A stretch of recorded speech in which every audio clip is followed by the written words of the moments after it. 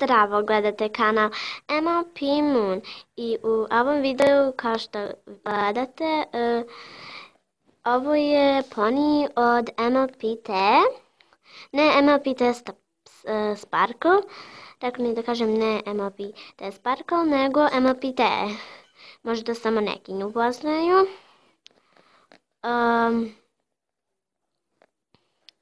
Pa ona mi je dala ovog ponija, a ja sam njoj dala zelenog ponija, pa bilo mi je dosadno pa sam obajala njeno uho u rozi mlakom.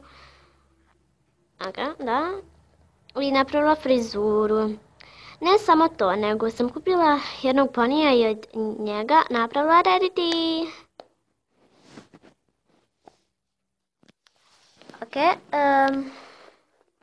znam, malo je ružna. Rog joj je bio bijel, ne bijel, ljubičaste boje, pa sam ja svojim bijelim lakom obojala i gdje sam malo sa ljubičastim malo pogriješila, ja sam to obojala bijelim lakom. Kao što je ovdje, malo ovdje kod klapite i ovdje. Ok, ja sam njenu kosu bojala sa svojim ljubičastim lakom, znam Luro.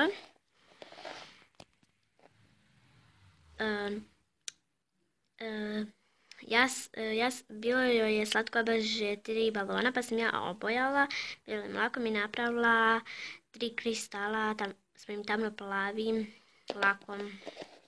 Ovo nisam htjela da bojim svojim bijelim lakom jer bi sigurno umrljala. Ne samo to, nego MLP Matea mi je dala ovu kuću. Ovdje je drvo.